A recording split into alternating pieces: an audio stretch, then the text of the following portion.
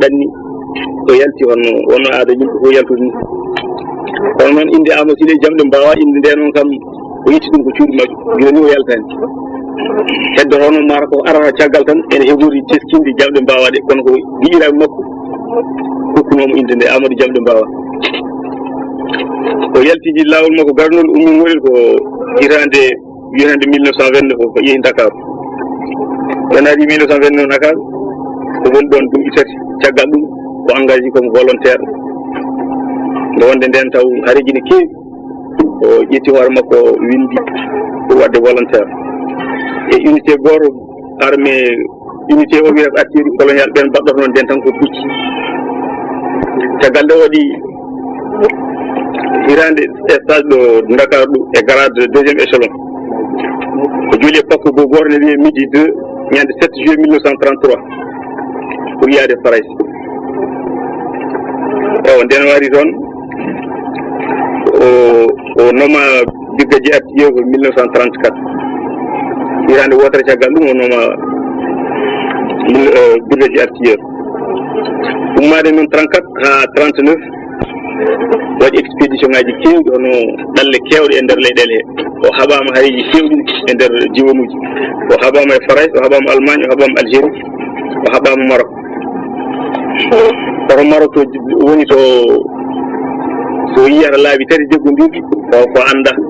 wonko arata e makko toon ene wiyamo tindinamo yo juul yo wirdat caggal ɗum yo jokkodir kadi e Saydou Nour caggal ɗum nde woni hareji Allemagne e France o ummiti Maroc ko dañi permission hooti wiya yo yaw fara ngorel so yeehi toon repos nde wari ha Dakar ko idi kala wadde e nde o yetti ɗon ko yiyoyde Saydou Nour o andan ɗum kono hunde nden ari ko wiyata tini tan ko yimɓe Saydou Nour nden wari o naati galle Saydou Nour wimo taw haalani ga Saydou Nour wi ayi garano a teskiti ko aranoma Maroc ene wiyatma ya juulat o wonani hay goto goɗɗo ko Cheikh Oumar kañum hokkuma wirdu wiya juulat eyo caggal ɗum noon o ndewi ngorel o arti nden arti o yiɗi change de corps wottade taw ko nden koye artillerie coloniale wonno o yiɗi wattude gendarmerie o dañi ɗum ni nden o dañi ɗum hon 1934 tawi dumunna waalo hono ɗo Rosso ɗo e diwan muɗum tawi on saaha zamanu ne metti tigui hareji kiisɗi ɗi goodi bandiji bonɗi ɗi goodi e diwan o eyi o yiɗi noon e on ɗumenaɓe goni koye laamu tuba goto wiye colonel Kaz kañum laami ko wiyete AOF ko Afrique occidentale française e AOF Afrique équatoriale française e Togo kañum komani o wi on omo yiɗi yaade mutuede Rosso sabu bonande nani heewi toon te ene wiya kala garɗo noon gardeɓe walla gendarme en ko wayi hen garɗo fof ɓen kam mbarat ɗum tan eyo on wi ɗum noon jaɓanimo ɗum kono windi e mutation makko he ko e dow ñaagude makko affecta ɗum noon ko pour noon so tawi wonko hebbima toon taw kanko engagé responsabilité makko wona kañum neldimo nden ari ha Rosso ɗiɗi gueɗe ne mbaɗɗinoma so ari Rosso ko adi fof ko ustude lamɗo gonnoɗo ɗon ne wiyatno Ahmed Wulde émir Trarza to Goutilimit caggal ɗum ko maade poste gendarmerie ɗo Rosso ɗo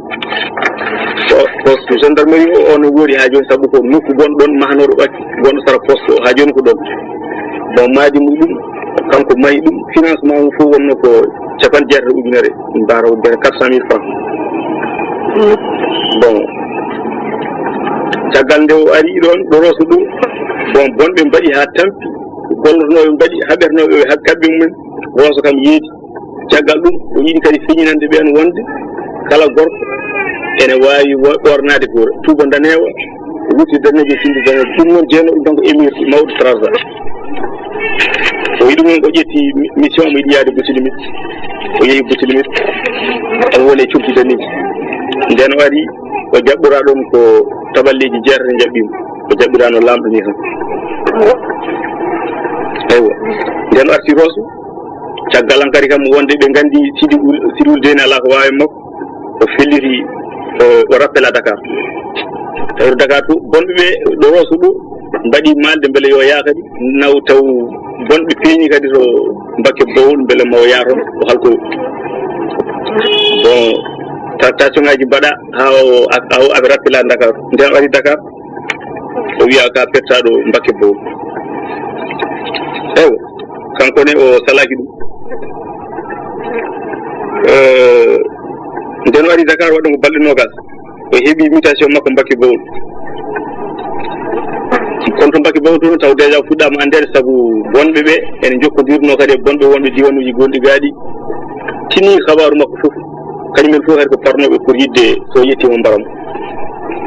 ari Mbacké Bawol kono nde waɗi Mbacké Bawol nden wonko o idiri d' abord ko andude hol Mbacké Bawol hol yimɓe muɗum hol mawɓe muɗum hol forɓe waɗede sehilaɓe e forɓe rentede ɗum waɗi o yiidi e mawɓe kala wonɓe ɗon o namdi bonandeji baɗeteɗi e Mbacké Bawol e hol bonnoɓe wonɓe e Mbacké Bawol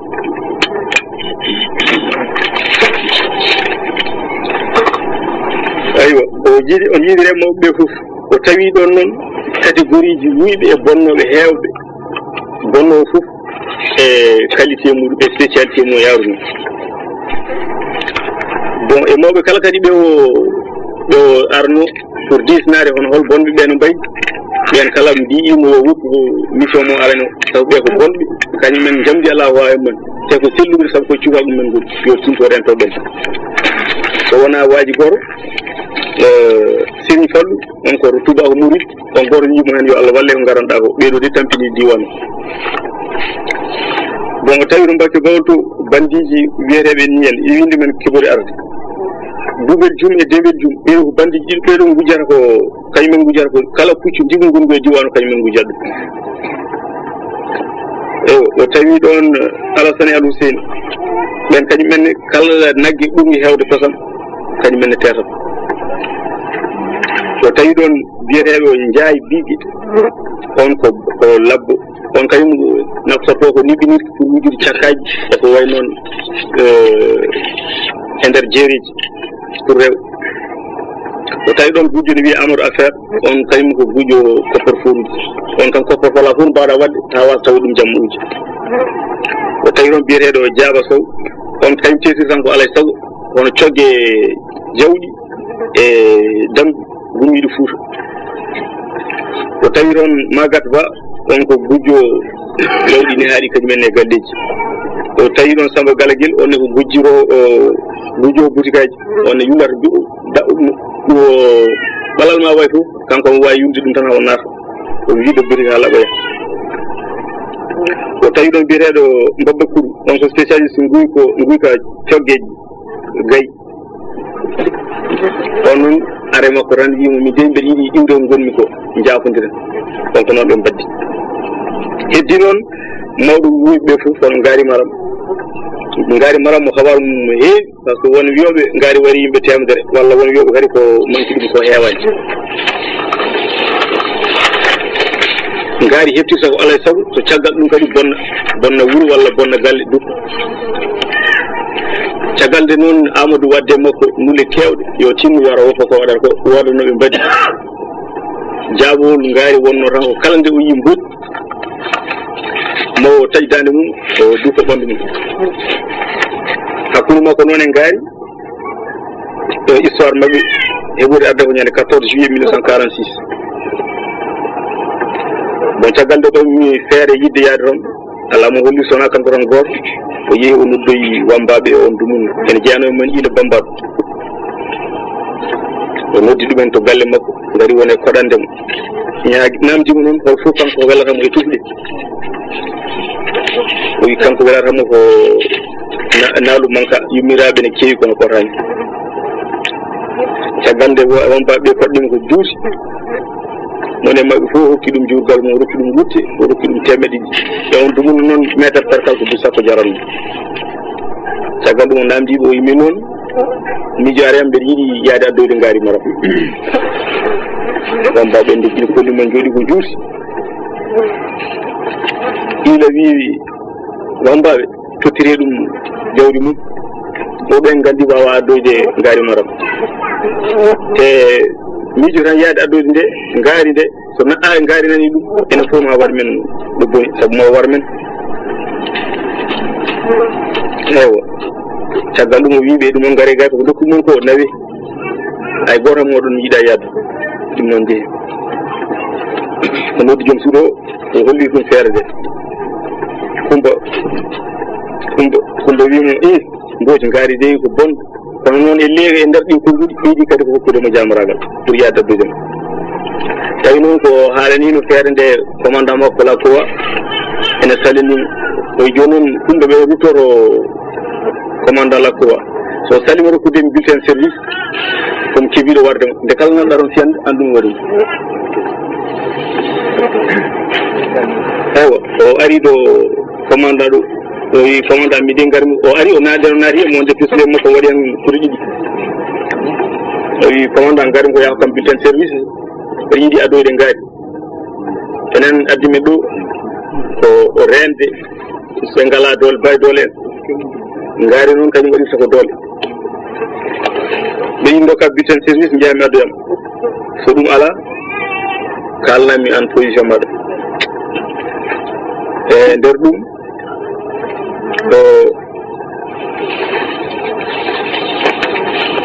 e nder ɗum ɗon waaji o wimo ala ɗum ɗon wona lawol saabu ene haɗa e sandarma yaade mission kañum tan goto ɗum noon mi wawata tottudemo ɗum ɗon o wi eyi o yaha o ƴetti pistolet makko o tukke commandant makko o woni limde o wi o limi goo o wi ɗiɗi commandant o mo bojji hoto waɗ ko ne faut pas parle con bon hoto sabu ɗe bolle kuuɗe hoto waɗa ɗam ɗum sabu ko bulletin service tan ɗiɗa mami totte o windi ɗum bulletin service o windi nder hen wonde mbooci ko nomeɗa ngaari ko jambar kuɓɓum ko barɗo fittali kewɗi bon e hulde noon kam kanko wareedemo foti mbooci bulletin de service ene wiyani addo ngaari ewa nden o artiro galle ɗo o waɗi o salijini o darɗe ɗiɗi to noddi on dumuna mo dunoɗon e maccuɗo goto o wimo yo waɗa ɗo fewnamo puccu on haɓanimo on dumuna mo jogi pucci nayyi e puccu kala on feewi o holla ɗum waɗa wadde gueɗe quoi on ronki addude fof puccu ngu ko jogori haɓɓu kanko hawro yalti o wi haɓanamo guɗo tawi nguni ne jogino mandaji pucci ɗi annabije annabi baɓe kaɓrete mo on guuɗo haɓanam guuɗo par ce que hay so wi hay so wari kam ma puccu ngu kam askrama ɗum ewa on haɓani puccu ngu o noddi noon kumba mbeɗen yaha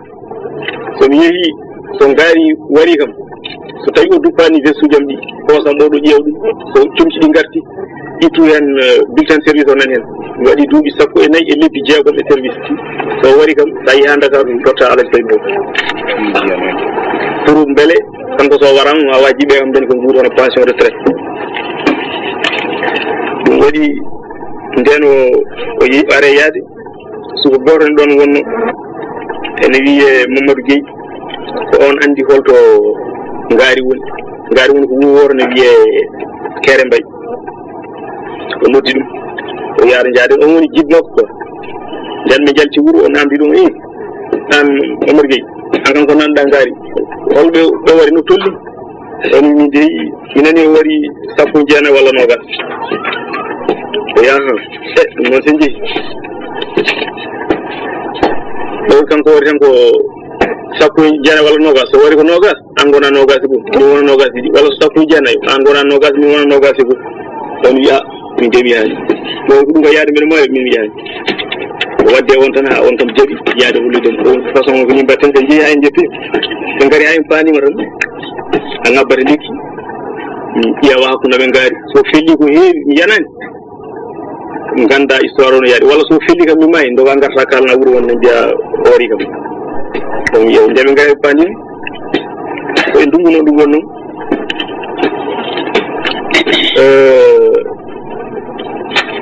ko ndungu ɗum wonno hol sere ndimangu ene nane to woɗɗi kamɓe ndeɓe paanima no ko ran ɓe nani hono sagaji ngaari ɗi ene jima e wonde ñañuji mum e wonde kamɓe koɓe heewɓe en gonde ñañuji mum ene jima bon jumol golin juman non gol ko ni defan no wadi e ko mboji halani min bono malal labba jeedi bono malal labba jeedi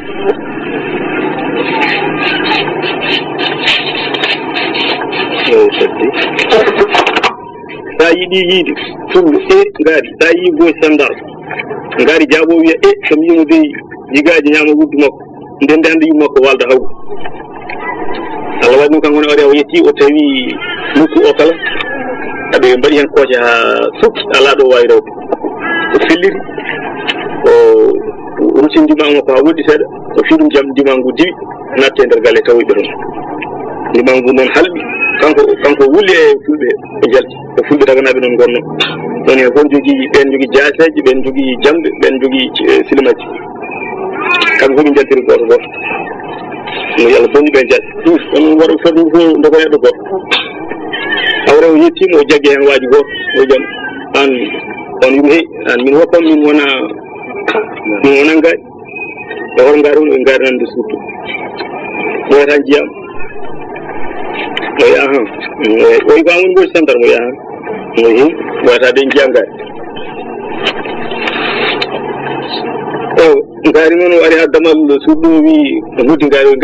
ngaari yimo nam o wi yaltuga men namma joni tan dammoɗo mbagge ngaari wi taw ngaari wonto nder suuɗɗo donc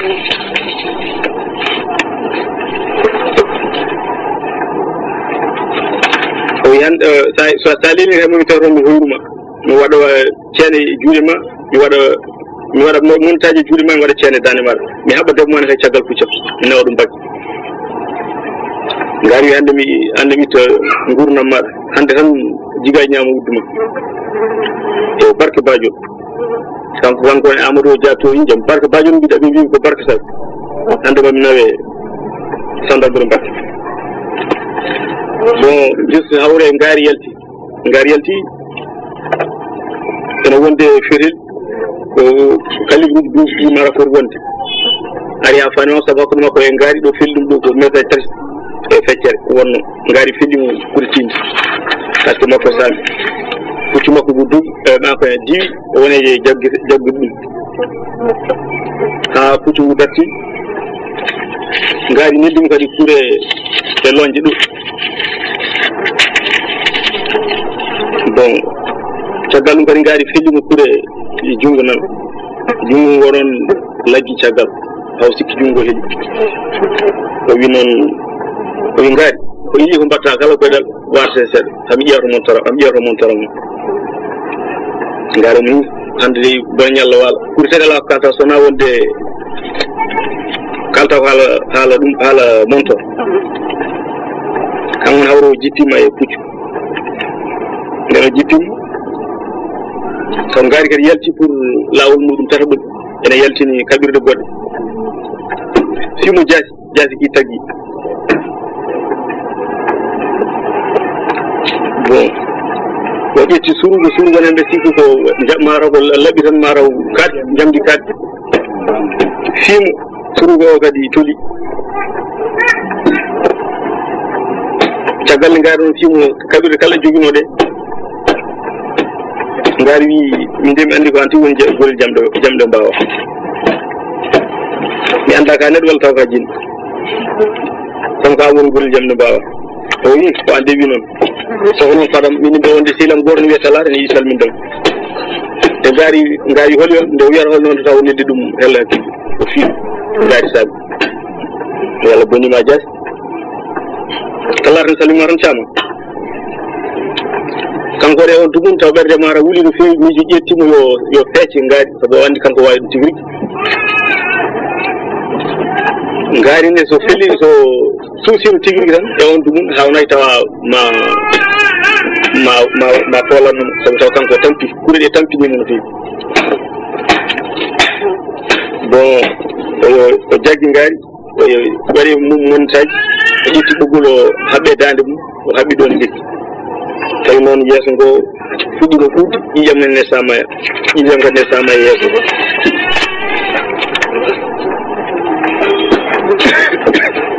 wi ngari an dum sunno wi on wi kumbaso be kumbaso sa ar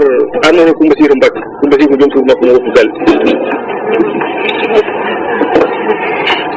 de bo yati sandar mi be dal de gaaj do yi mo hal do wi ngari anti wali kirsu lo wande tete wade makko Allah ko kirsu neddo mon to tan ne wado feewani kala mo surgo ma o yanno kala mayi an rende odu wawa dog on sababu de feemande dogani dada kuja ay jonno jaggi bugul wade danema wade ma cenu ja wayno gol ande anda jati nawle mad debbo fi ngari lakin kanko ne on sumu bernde maro metti o jetti revolver makko fili pol boral li debbo mo bimo yimo horam sa waram nga war ngadi dion warma ya non sababu da wardam da waram nan dal fiyam min bere herta wiede ngari ngari sabu temedere wonon ngariya so mi abino dum en gartas te so mi yi ngabrago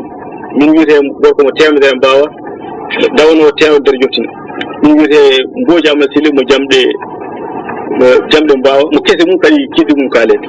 alani fuloy minen o hawre non kadi o gare yaade o wi debbo ngabbu e kucce kanko waddi o yo debbo ngabbir koyngal makko yo tontir koyngal makko sur wadade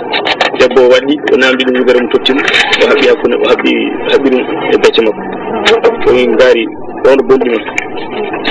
di pari mbacci bon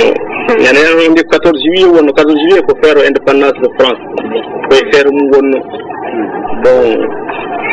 e on dumuna taw kadama ko yaade no wiino kumba yo sancho sabu kanyum ko nyantinodo pour yaade fer ko nyantinodo wi kumba alay sago ma sancho sabu kanko amandi ko mayo nyaden so yi kam ko geddido wanno de ou bien ngari wari mo ton walla waddi ngari no wuri bon te o mi dino kumba ne wonda woppuno sunu perkale nder wakane makko de kala ngari wari mo sunu ngul yo wadide kasanke makko yo ƴiide pacce mbade hen sabu ko tijani ko mo Amadou Gueye non wono sel makko mo yadno e on den yi wadi golle de to dug halnoy fer mo tan fusani wi on di mboce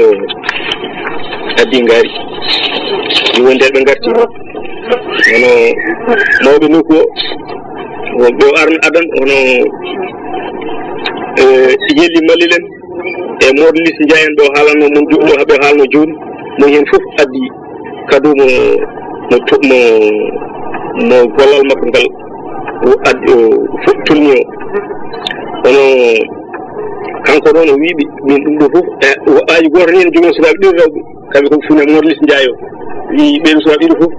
mi rokkima ɗumen hande dewgal kamɓe fof mi rokkima kono kanko no wiyala min kala ko dokkuɗumi ko fof yoni ka wona ɗum addimi ɗum addunumi tan ko dañde titaro wiye tan mboci addi ngari ɗum tan yoni kam ko heddi ko fof nawi caggal nde wadde ngari ha ɗo mbakki ɗum commandant la croix wi tawi kañum wonno ko mana makko so tawi kañum wonno Allah nangue wonta fudde asamane partout asamane e windete ko inde Mbodj gorko jambaro gorko ñalɗi mo joom ñalɗi mo gueɗe kewɗe ñande hen o propose mo médaille militaire o propose mo résistance de la France o ito ko médaille uji mbiya noon officier noir de Bénin volontaire blessure ko heewi ko ɓuri tan heewde ko ɓuri tan kanko ne ko ɓuri heewde wadde ko médaille uji jeenayyi aɗa ndiya duñe becce médaille uji jeenayyi kin ɓuri heewde yaade jam an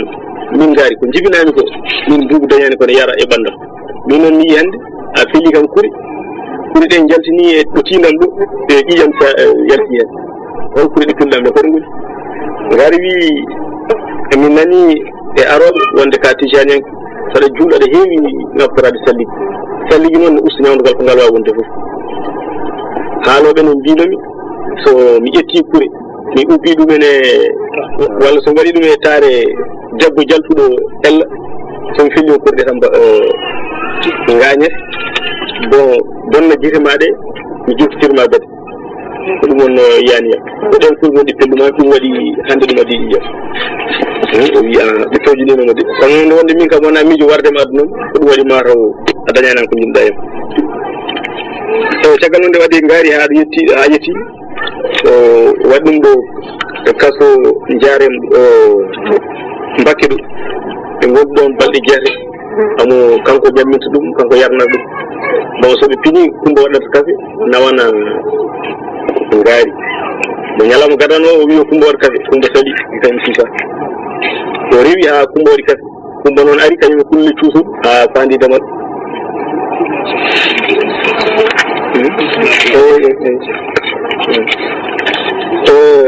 o wi an ko a woni gen mboji o yaha kam holno goddirɗa o ndi barodi bondi o wi saabu jamaragal makko o yaha o wi ande ko an wi noon fi an añi jambar noon hol sababu waɗa añi ɗo warde ɗum de façon waari tan joni noon dembirago woni hakkude mabɓe e mboji ni e galle mum an kadi ɓe goni ɗon balɗe jeete ɓe gondi ɗon tiitoɗe ɗo rokka e gaddugol ngaari ngol o nomama e ñalawma goto adjudant e adjudant chef caggal balɗe jeetati ɗe ngaari itta ɗon fara prison Njarem bon ko idi ɗum noon taw kadi o wattiniɗi ngaari o ekkini ɗum julde seeɗa omo andino yimɓe noon kanko booti wonde nde o pelliti yaade addoyde ngaari nde hay ceerno goto kanko o yahani namdu yaade ɗum kono noon ñande to wiyete mo jogori yaade amo lili o yiye koyɗol Alaji Saydou Nour on nani ɗum beele amo yiɗi hen duwaw o ni rottimo hen duwaw caggal ɗum noon o miita o fana Kaolack ngaari fayi Njarem kanko miitama o fayi Kaolack nden o yi ngaari fayi Njarem ngaari ɓooyan toon ngaari yalti ko yiɗino yaha noon wi ko kala sandarma cuus kala cuusɗo ni yo abbu ɗum kañum yalti ko wona mboji kala cuusɗo yo abbu ɗum hay goto abbaki mo o yehi o ɓamti guyka seeɗa hakkude o ɓamti guyka seeɗa warimo ko séréer goto tawi mataw tawno ni komo ƴooga nde sikki fiimo bedda tan e hoore tan ha maayi rewɓe ni jiiti ɗum balɗe tati caggal ɗum rewɓe ubbini o maayi kanko noon koye premier semestre hitande 1947 eywa caggal ɗum noon hono nden o addi ngaari tawi commandant makko mo wonduno ɗo noon e fuuro goto mo wonduno mbaɗi rapport aji ɗi nelda bon e nder rapport aji he ndeke ɓen kañumen nde bindi wonde kañumen jeeyanoma e haaɓe haare he neldi rapport aji ɗo faray commission d' enquête ummi toon kanko no pour settinde tan ko wonde kanko goto adduno o ari tawtorede jugement omo addi pistolet makko o wi hande noon kono o waji ko guinenaji o wiyete o ba Moustapha an kam mi ɓorta tuuma e hakkude yimɓe pour feññinde wonde an kam awa ala fof ɗo mbawɗa nafdemi e bonnande o yamiri on yo ɓort tuumum e hakkude yimɓe ɓurti tuumum o wi commission d' enquête garnoɗo gorko mo mbaɗata min nde worɓe on kam ala fof ɗo wawi nafdemi e nder bonnande o watini wonde so ɓoydi ɗon kamɓe ko waroɓe ko baroɓe bon andudeɓe noon hono kanko tiiɗede mo konngol makko waɗi ha ba Moustapha o ko won nawta Guinée hono Touba ko noddita Faray kanko ne gon miijo yidde bonnandemo woni mo daño ɗaccanimo hawo démission o démission caggal noon nde o rokka pension makko retraite